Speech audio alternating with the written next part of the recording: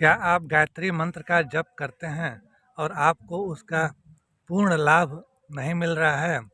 तो यदि आप अपने जप में यह क्रिया जोड़ दें तो आपको गायत्री मंत्र जप का बहुत ही अधिक लाभ मिलने लगेगा। और क्या है वह क्रिया? तो वह है क्रिया शिखा पूजन। मस्तिष्क में एक स्थान ऐसा होता है जो विचारों का केंद्र होता है, जहाँ से अच्छे और बुरे विचार शरीर के अंदर प्रवेश करते हैं। और अगर उस स्थान को हम शुद्ध और पवित्र कर लें तो हमारा जो जप है वह बहुत ही अधिक फल देने लगेगा। इसी प्रकार के वीडियो देखने के लिए और आगे अगली क्रिया जानने के लिए आप हमारे इस चैनल को सब्सक्राइब अवश्य कीजिए। तो हम आपको यह बता रहे थे कि मस्तिष्क में एक जगह से अंतरिक्ष से विचार उतरते हैं। ये चारों तरफ हमारे जो दिखाई दे रहा है इसको ब्रह्मांड बोलते हैं। और ब्रह्मांड विचारों का भंडार है। ब्रह्मांड में हर तरह के विचार भरे पड़े हैं। आप जैसे मोबाइल में जिस तरह का वीडियो देखना शुरू करते हैं उसी तरह के वीडियो आपके सामने अपने आप ही प्रस्तुत होते चले जाते हैं। इसी प्रकार से हमारे ब्रह्मांड में अनेक तरह के विचार हैं, भरे पड़े हुए हैं। और हम जिस तरह के भी विचार करना शुरू करते हैं तो उस विचार से संबंधित अनेक विचार हमारे मस्तिष्क में क्रम से उतरना शुरू हो जाते हैं। एक छोटा सा बुरा विचार हम करना शुरू नहीं किए कि वो क्रम से ऐसा रूप लेने लगेंगे कि छोटा सा बुरा विचार और वो बदलते बदलते बदलते एक प्रचंड बुरे विचार में बदल जाता है पूर्ण रूप से, और हमसे बहुत ही गलत कार्य करवा करके ही मानता है।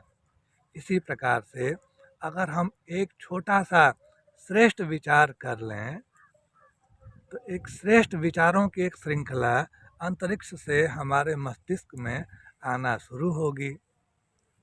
और अंतरिक्ष से उतरने वाले जो श्रेष्ठ विचार हैं समय आते आते इतने ताकतवर होंगे कि हमसे बहुत ही श्रेष्ठ कर्म जो हमको समाज में इज्जत देंगे, घर परिवार में सुख शांति देंगे, इस प्रकार के विचार अंतरिक्ष से हमारे मस्तिष्क में उतरना शुरू होंगे।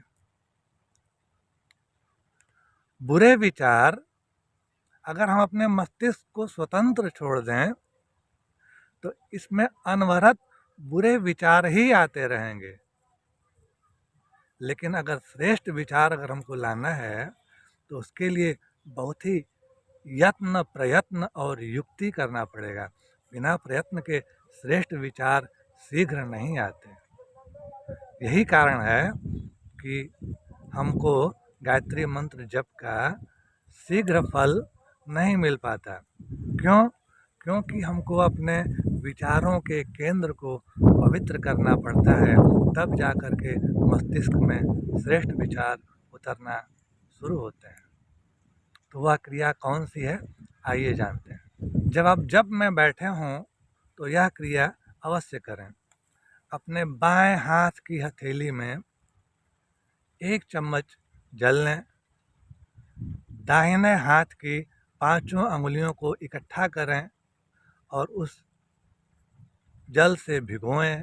और फिर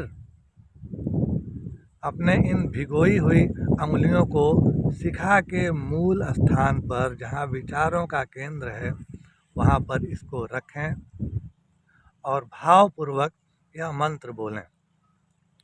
ओम चिद्रूपिणी महामाये दिव्य तेज समन्विते तिष्ठ देवी शिखा मध्ये तेजो वृद्धिम कुरु स्वमे तेजो वृद्धिम कुरु स्वमे।